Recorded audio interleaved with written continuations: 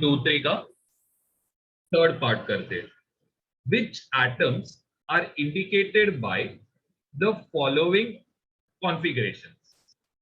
अब देखो, सबसे पहला क्वेश्चन आपको क्या दिया है? हीलियम दिया है। हीलियम के अंदर आपको 2s1 दिया है। सबसे पहली चीज, हीलियम का इलेक्ट्रॉनिक कॉन्फ़िगरेशन आपको पता रहना चाहिए। It is going to be क्या? 1s2। उसके बाद कौन आएगा? 2s1 आएगा। तो total number of electrons is यहां पे 2 और इधर 1। तो यहां पे Z का वैल्यू क्या रहेगा? 3 रहेगा।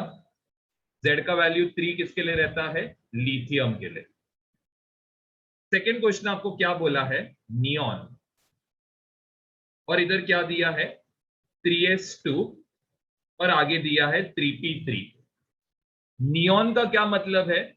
नियॉन का मतलब है कि इसमें कितना रहेगा? 10 इलेक्ट्रॉन्स रहेगा। अब ये 10 इलेक्ट्रॉन्स कैसे भरोगे आप? सबसे पहले आएगा 1s2, तो ये हो गया। उसके बाद आएगा 2s2, 2s2 के बाद आएगा 2p6। तो ये हो गया नियॉन का रिलेटेड पार्ट। नियॉन के बाद आप किसको भरोगे? जो आगे है वो। तो 3s2 आएगा, 3s2 के बाद आएगा 3p3। अब नंबर ऑफ इलेक्ट्रॉन्स काउंट करो। 2 + 2 is 4, 4 + 6 is 10, 10 + 2 is 12, 12 + 3 is 15। तो इसका जो Z का वैल्यू है ये कितना आएगा? 15। Z का वैल्यू 15 किसका है? It is phosphorus. ठीक है, चलो ये हो गया सेकेंड पार्ट। अब थर्ड क्वेश्चन में आपको दिया है आर्गन। यहां पे दिया है 4s2 3d1। आर्गन का क्या मतलब है? देखो, आपको एक सिंपल हिंट देता हूं कैसे करना है ऐसे टाइप के क्वेश्चन। देखो, हीलियम, हीलियम में नंबर ऑफ इलेक्ट्रॉन्स कितना रहेगा? 2। इसको आप 8 ऐड करो तो इधर कितना आएगा? 10। ये किसके लिए रहेगा? नियॉन के लिए। इसको आप 8 ऐड करो, यहां पे आएगा 18। ये किसके लिए है? आर्गन के लिए। इसको आप 18 ऐड करो यहां पे 36 आएगा। आर्गन के बाद आता है क्रिप्टन। इसको आप 18 ऐड करो, यहां पे आएगा 54। 54 नंबर ऑफ इलेक्ट्रॉन्स किस में रहेगा? जीनॉन में। इसको आप क्या करो? 32 ऐड करो, 86। 86 किसको है? रेडॉन को। तो ये आपको हेल्प करेगा। अब आर्गन, आर्गन में नंबर ऑफ इलेक्ट्रॉन्स कितना है? 18 इलेक्ट्रॉन्स है। तो 18 इलेक्ट्रॉन्स को आप कैसे भरोगे? सबसे पहले आएगा 1s2, 2 इलेक्ट्रॉन हो गए। फिर 2s2, 4 इलेक्ट्रॉन हुआ। फिर 2p6, 10 इलेक्ट्रॉन हुआ। फिर 3s2, 12 इलेक्ट्रॉन हो गया। अब नेक्स्ट किसको भरोगे? 3p, तो ये आएगा 3p6। टोटल 18 इलेक्ट्रॉन्स हो गया आर्गन से रिलेटेड। अब इसके बाद नेक्स्ट क्या है? इसके बाद नेक्स्ट आएगा 4s2 और इसके बाद आएगा 3d1। अब नंबर ऑफ इलेक्ट्रॉन्स काउंट करना है। तो 2 + 2 is 4, 10, 12, 18, 20, 21। Z = 21। ये आपको मालूम है डी ब्लॉक एलिमेंट है, तो ये किसका एलिमेंट रहेगा? स्कैंडियम का। अब 2.24 में क्वेश्चन में क्या बोला है? What is the lowest value of n that allows g orbitals? Okay, तो अभी तक तो आप लोग ने s ऑर्बिटल पढ़ा था और इसका l का वैल्यू इज 0। p ऑर्बिटल, इसका l का वैल्यू इज 1। d ऑर्बिटल, इसका l का वैल्यू इज 2। f ऑर्बिटल, इसका l का वैल्यू इज 3। f के बाद आता है g। g के लिए l ऑर्बिटल का वैल्यू कितना रहने वाला है? 4। और आपको पता है n का वैल्यू हमेशा l से ज्यादा रहना चाहिए। तो n का वैल्यू कितना रहेगा? मिनिमम वैल्यू, n का मिनिमम वैल्यू रहेगा। तो ये है 2.24 का आंसर। नेक्स्ट हम लोग करेंगे 2.25। क्वेश्चन में मेंशन किया है an electron is in one of the 3D orbitals, मतलब ये किसमें है, 3D ऑर्बिटल है, थर्ड ऑर्बिटल में है। इसका मतलब इसका जो n का वैल्यू रहेगा ये 3 रहेगा, इसका जो d का वैल्यू है l, इससे हमें पता चल रहा है l का वैल्यू कितना रहेगा 2। ओके, अब हमें क्या करना है, मैग्नेटिक ml का वैल्यू निकालना है। तो ml आपको पता है, it has all values from -n to 0 to +l। That means यहां पे -2 आएगा, -1 आएगा, 0, 1 आएगा। ये हो गया 2.25 का आंसर। इसके बाद नेक्स्ट है 2.26। हमें आइडेंटिफाई करना है an atom of an element that contains 29 electrons और कितना है, 35 न्यूट्रॉन्स है। सबसे पहली चीज 29 इलेक्ट्रॉन्स है, न्यूट्रल एटम है। तो न्यूट्रल एटम है, इसका मतलब यहाँ पे क्या रहेगा, 29 प्रोटॉन्स रहेंगे, क्योंकि number of electrons number of proton same है। आपको क्या करना है, ये एलिमेंट को डेड्यूस करना है। यहाँ पे इसका एटॉमिक नंबर लिखोगे, यहाँ पे इसका एटॉमिक, सॉरी, इधर एटॉमिक मास नंबर लिखोगे और इधर एटॉमिक नंबर लिखोगे। ए का वैल्यू कैसे निकालोगे, यहाँ पे आएगा p + n, नीचे आएगा आइदर नंबर ऑफ प्रोटॉन ले सकते हो या फिर नंबर ऑफ इलेक्ट्रॉन ले सकते हो। तो प्रोटॉन प्लस न्यूट्रॉन अगर आप करोगे 29 प्लस यहाँ पे 35 ऐड करोगे तो ये होएगा 64। यहाँ पे आप लिखोगे x, number of proton is 29। अब 29 ये आपको दिमाग में क्लिक होना चाहिए, ये क्या है, एक्सेप्शन केस। एक्सेप्शन केस किसका रहता है, कॉपर का। अब इसका हमें क्या बोला है सेकेंड पार्ट में, इलेक्ट्रॉनिक कॉन्फ़िगरेशन लिखो इसका। अब देखो इसका मैं कंडेंस फॉर्म लिख रहा हूं, आर्गन। आर्गन का वैल्यू कितना रहता है, 18 इलेक्ट्रॉन्स पूरा इसमें काउंट हो जाएगा। अब आर्गन के बाद का हमें पार्ट करना है, पहले मैं पूरा लिख के देता था। ये देखो 1s आएगा, 1s पूरा हो गया, फिर 2s, 2s के बाद आप 2p भरोगे, 2p में 6 भरा, फिर 3s, 3s के बाद आप किसको भरोगे, 3p भरोगे, 3p के बाद भरोगे आप 4s, 4s के बाद नेक्स्ट किसको भरना है, 3d को। ओके, अब कैसे भरोगे, यहाँ पे 2, यहाँ पे 4, 10, 12, 18। तो ये पूरा कौन बताएगा, ये पूरा बताएगा आर्गन, क्योंकि ये पूरा 18 इलेक्ट्रॉन है। तो ये आर्गन इधर तक तो हमने कंप्लीट कर दिया। अब 18 के बाद का भरना है, तो 18 के बाद आप नेक्स्ट किसको भरोगे, 4s को भरोगे। तो यहाँ पे आएगा 4s, s में मैक्सिमम आप कितना भर सकते हो, 2 भर सकते हो। फिर इसके बाद आएगा 3d9, यहाँ पे 9 इलेक्ट्रॉन्स है। नेक्स्ट एक्सेप्शन केस है। एक्सेप्शन केस क्या था कि इधर का जो एक इलेक्ट्रॉन रहेगा ये इधर शिफ्ट होएगा, तो इसका इलेक्ट्रॉनिक कॉन्फ़िगरेशन रहेगा आर्गन, यहां पे रहेगा 4s1, ये रहेगा 3d10। ये आपको मैंने लिखा के दिया है स्पेशली, ये और क्रोमियम का आपको याद ही रहना चाहिए। अब 2.27 क्वेश्चन, हमें number of electrons find out करना है। ओके, ध्यान दो, हाइड्रोजन, हाइड्रोजन का एटॉमिक नंबर इज 1, H2 बोला है, तो नंबर ऑफ इलेक्ट्रॉन्स कितने होंगे, डबल हो जाएंगे, तो कितना रहेगा, 2 इलेक्ट्रॉन्स। आपको क्या पूछा है, H2 प्लस में नंबर ऑफ इलेक्ट्रॉन्स कितना रहेगा। आपने क्या किया, एक इलेक्ट्रॉन को कम किया, तो यहां पे कितना आएगा, सिर्फ 1 आएगा। नेक्स्ट आपको पूछा है H2 में कितना है, तो H2 में तो 2 इलेक्ट्रॉन है, ये तो आपने दूर निकाला ऑलरेडी। नेक्स्ट आपको O2 के लिए पूछा है, ऑक्सीजन का atomic number is 8, O2 O2 का एटॉमिक नंबर रहने वाला है 16, O2 प्लस बोला है, O2 प्लस का मतलब क्या है कि आप एक इलेक्ट्रॉन निकाल रहे हो, इसमें रहेगा 15 इलेक्ट्रॉन।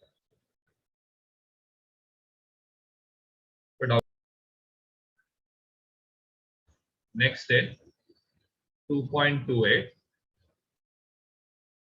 अब 2.28 में क्या बोला है, एन एटॉमिक ऑर्बिटल है जिसका n का वैल्यू आपको कितना दिया है, 3 दिया है। What is the possible value of L and M? तो देखो इधर n का वैल्यू आपको 3 दिया है, तो L का एक पॉसिबल वैल्यू है 0, इसका ml का वैल्यू सिर्फ क्या रहेगा, 0 रहेगा।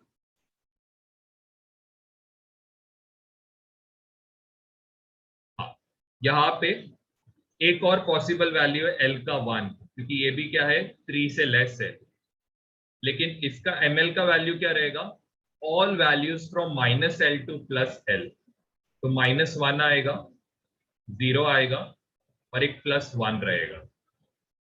L का और एक वैल्यू आ सकता है, दैट इज 2, इसका जो ml का वैल्यू रहेगा -2, -1, 0, 1, 2, तो ये ऑल पॉसिबल वैल्यूज है फॉर n इक्वल टू 3 के लिए। अब नेक्स्ट, ये तो फर्स्ट पार्ट हो गया। सेकेंड पार्ट में यहाँ पे क्या बोला है, list the quantum numbers of electrons for 3D orbital. अब 3D ऑर्बिटल है, इसका मतलब यहां से आपको n का वैल्यू पता चल रहा है कि ये 3 है। d के लिए हमें l का वैल्यू पता है, ये क्या है, 2। ml का वैल्यू आप कैसे निकाल सकते हो, ऑल वैल्यूज फ्रॉम -L से लेके +L, तो -2, -1, 0, 1, तो ये हो गया सेकेंड क्वेश्चन। थर्ड क्वेश्चन करेंगे। थर्ड क्वेश्चन में क्या बोला है, which of the following orbitals are possible. 1p दिया है, यहां पे n का वैल्यू इज 1, p के लिए l का वैल्यू कितना है, 1, क्या n l से बड़ा है क्या, नहीं, तो ये ऑर्बिटल पॉसिबल नहीं है। नेक्स्ट हम लोग देखते हैं 2s, यहां पे n का वैल्यू 2 है, l का वैल्यू क्या है, 0, क्या n l से बड़ा है क्या, यस, इसका मतलब ये ऑर्बिटल पॉसिबल है। नेक्स्ट है 2p, n का वैल्यू कितना है, 2, p के लिए l का वैल्यू कितना है, 1, क्या n l से बड़ा है क्या, यस, तो ये भी पॉसिबल है। 2p के बाद नेक्स्ट है 3f, यहाँ पे n का वैल्यू है 3, f के लिए l का वैल्यू कितना है, 3, क्या n l से बड़ा है क्या, नहीं, तो ये पॉसिबल।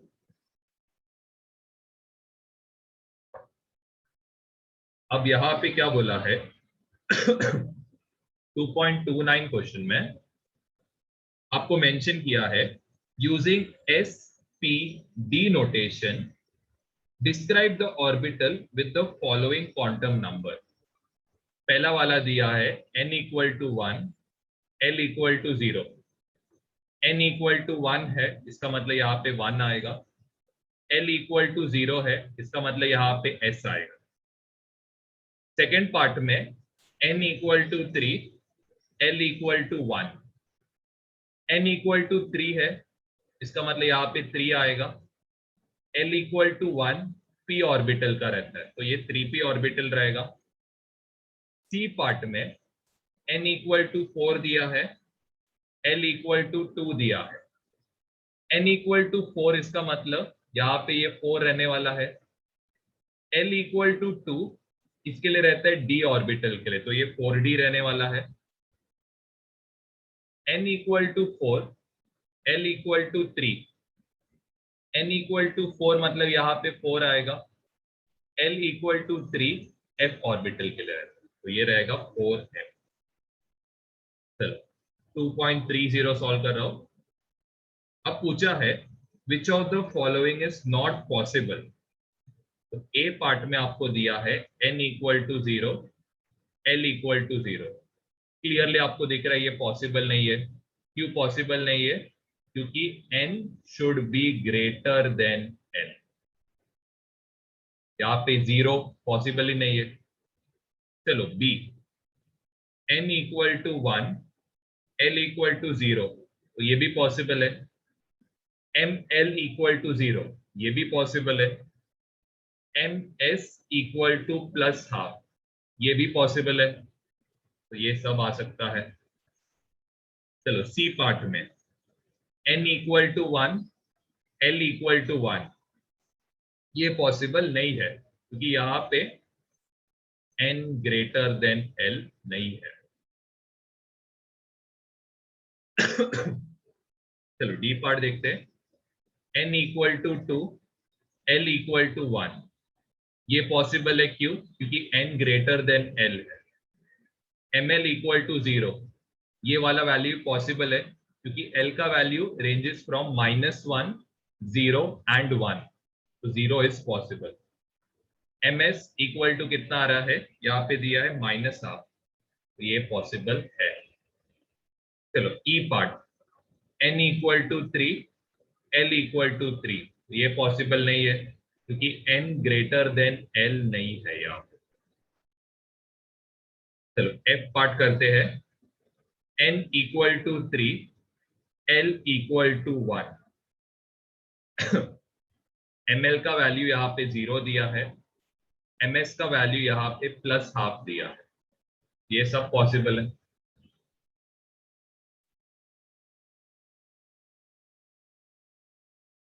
ओके, अब 2.31 में how many electrons in an atom may have the following quantum numbers? n का वैल्यू 4 एंड ms का वैल्यू -½ पहले चीज जरा समझने का ट्राई करो। n इक्वल टू 4 है, इसका मतलब इसके कौन से l का वैल्यूज पॉसिबल है? एक तो l का वैल्यू 0 पॉसिबल है, इसमें ml का वैल्यू क्या रहेगा? एक तो रहेगा, सिर्फ 0 ही रहने वाला है, एक ही रहने वाला है। और ये जो 0 है इसमें 2 स्पिन रहेगा, एक -½ वाला इलेक्ट्रॉन, एक +½ वाला इलेक्ट्रॉन।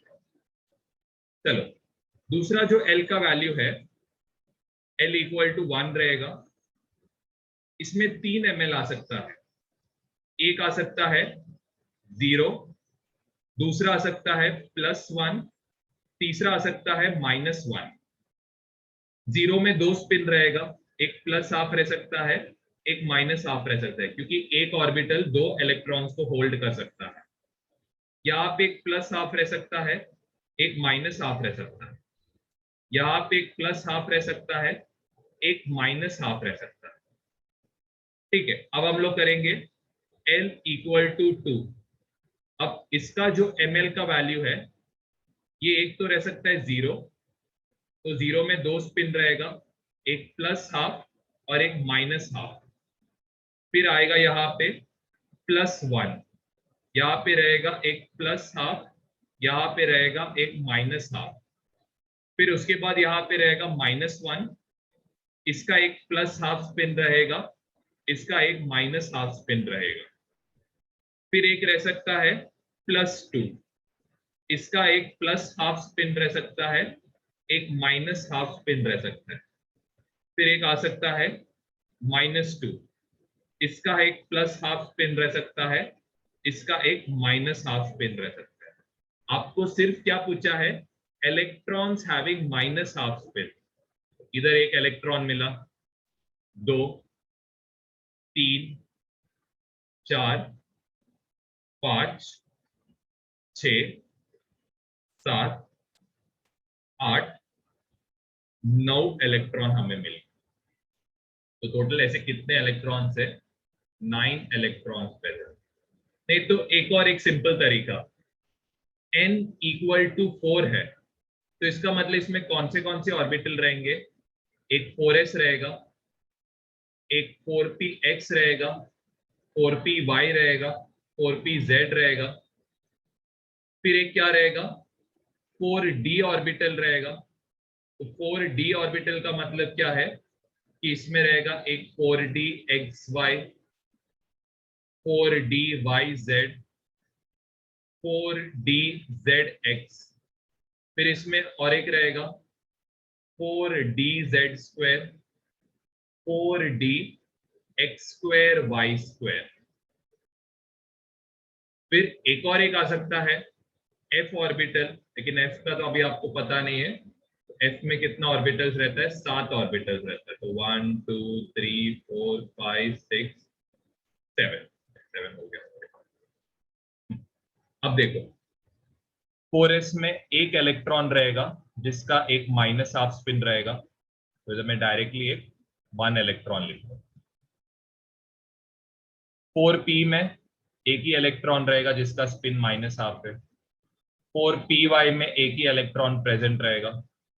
4pz में एक ही इलेक्ट्रॉन प्रेजेंट है। सेम इसमें 1 इलेक्ट्रॉन, सेम इसमें 1 इलेक्ट्रॉन, इधर भी एक इलेक्ट्रॉन प्रेजेंट है, यहाँ पे भी एक इलेक्ट्रॉन प्रेजेंट रहेगा, इधर भी एक इलेक्ट्रॉन प्रेजेंट है। ये 7 ऑर्बिटल में टोटल 14 इलेक्ट्रॉन्स रहेगा, जिसमें 7 इलेक्ट्रॉन का जो स्पिन रहेगा वो प्लस हाफ रहेगा, 7 इलेक्ट्रॉन का जो स्पिन रहेगा ये माइनस हाफ रहेगा। तो टोटल नंबर ऑफ इलेक्ट्रॉन्स कितने हैं, 1, p में 3 तो टोटल 4, d में 5 तो टोटल 9, प्लस ये 7 इलेक्ट्रॉन, तो टोटल कितना रहेगा इसमें, 16 इलेक्ट्रॉन्स रहेगा, जिसका स्पिन क्या रहेगा। कि थोड़ा सा ज्यादा ही मैंने कॉम्प्लेक्स कर दिया, इसका पहले का पार्ट में और सिंपल पार्ट में। तो इसमें और एक एक पार्ट आएगा तो एक बहुत बड़ा होएगा, एक l=3 भी पॉसिबल।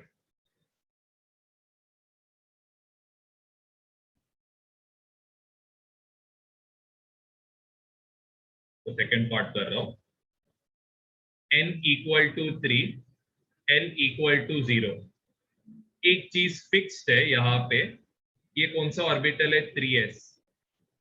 3s में नंबर ऑफ इलेक्ट्रॉन्स कितने रहेंगे, s में आप मैक्सिमम 2 इलेक्ट्रॉन्स लो, तो नंबर ऑफ इलेक्ट्रॉन्स कितने रहेंगे इसमें, 2 इलेक्ट्रॉन्स रहेंगे। ओके, अब 2.35 में क्या बोला है, 1 कार्बन एटम, इसका डायमीटर कितना है, 0.15 नैनोमीटर। नैनोमीटर का मतलब है 10⁻⁻⁹ मीटर।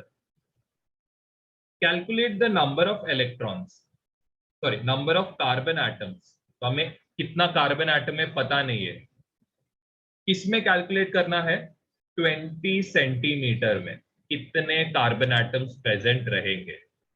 20 सेंटीमीटर को आप लिख सकते हो 20 इंटू 10⁻⁻² मीटर। आपको ये x का वैल्यू ढूंढना है, क्या करोगे, क्रॉस मल्टीप्लाई। तो x इक्वल टू, x को मैं इधर लेके गया, 20 को मैं कहा लेके जाऊंगा, न्यूमरेटर में, तो ये होएगा 20 इंटू 10⁻²। और ये 0.15 इसको आप कहा लेके जाओगे, डिनोमिनेटर में। 0.15 का डेसिमल हटाने, ऊपर 100 से मल्टीप्लाई ये रहेगा 20 इंटू 10⁻² अपॉन ये रहेगा 15, 10⁻⁹ ऊपर गया तो 10⁹ होएगा। 15 5 के टेबल में 3 बार आता है, 5 के टेबल में 4 बार आता है, 4/3 रहेगा 1.33, 1.33 इंटू 100 इज 133, 10⁻² इंटू 10⁻⁹ is 10⁻⁷। इतने एटम्स प्रेजेंट रहे। चलो नेक्स्ट 2.36 क्वेश्चन। 2.36 क्वेश्चन में क्या दिया है कि 2 इंटू 10⁸ एटम्स है, 2 इंटू 10⁸ एटम्स है, इसको साइड बाय साइड प्लेस किया तो उसका लेंथ कितना है, 2.4 सेंटीमीटर। सेंटीमीटर है मतलब 10⁻⁻² मीटर रहेगा।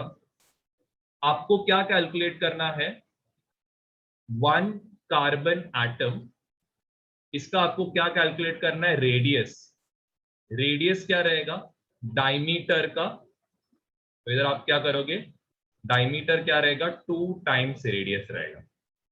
तो आपको ये रेडियस ढूंढ के निकालना, क्या करोगे, क्रॉस मल्टीप्लाई करोगे, आपको ये 2r ढूंढना है, तो 2r इक्वल टू 1 को आप इससे मल्टीप्लाई करोगे तो ये 2.14 इंटू 10⁻², 2 इंटू 10⁸, ये डिनोमिनेटर में चला जाएगा।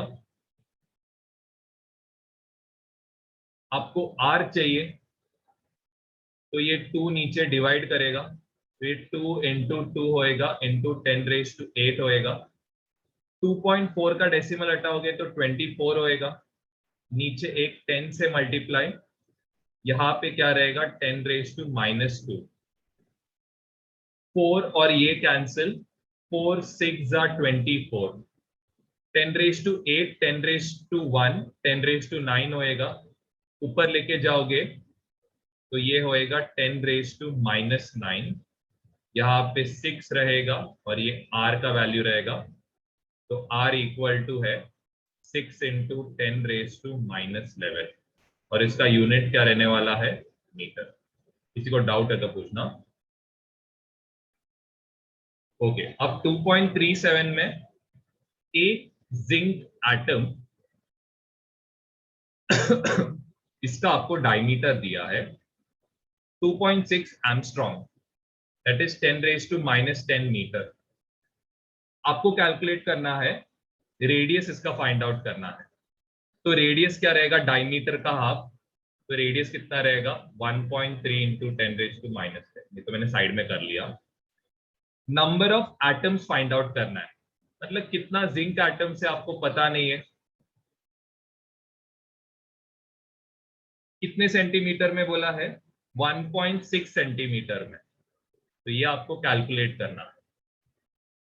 क्या करोगे, वापस क्रॉस मल्टीप्लाई, x को आप ऊपर लेके जाओ, 1.6 को ऊपर लेके जाओ तो ये 10⁻⁻² होएगा, 2.6 ये नीचे आ जाएगा,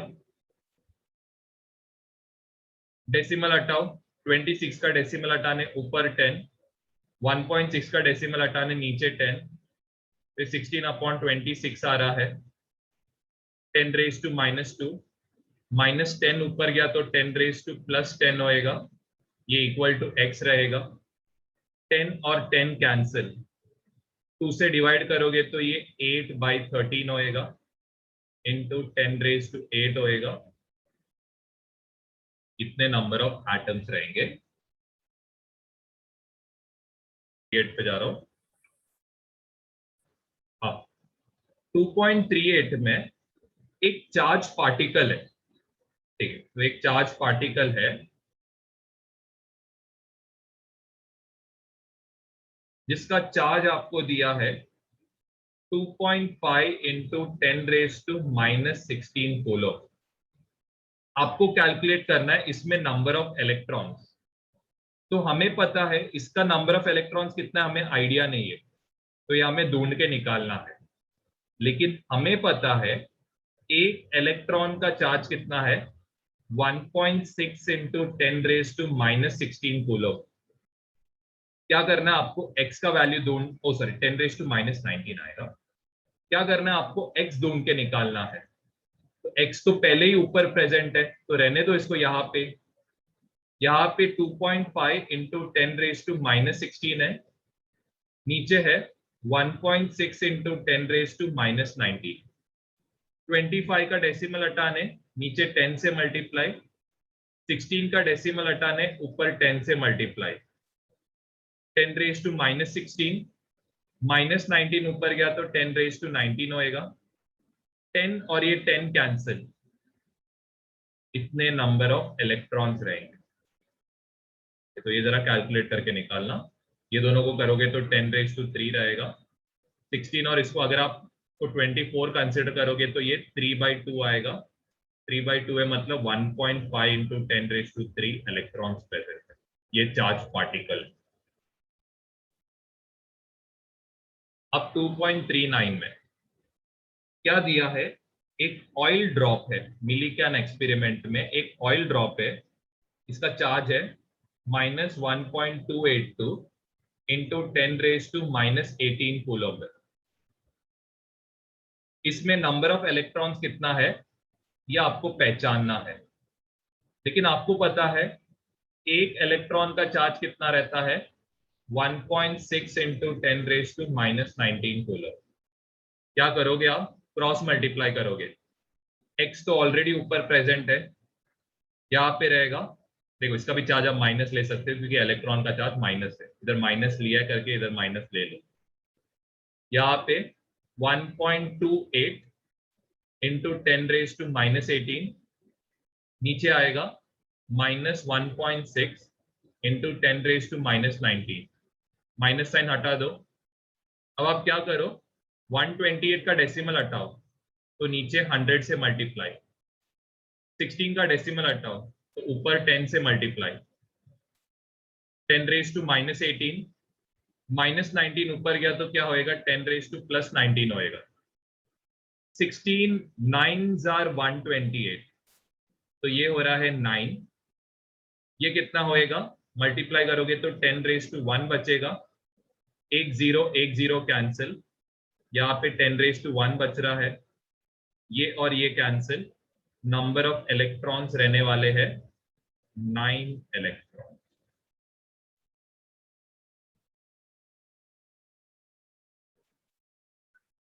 सिक्सटीन 8s are 128 है तो इधर 8 आएगा।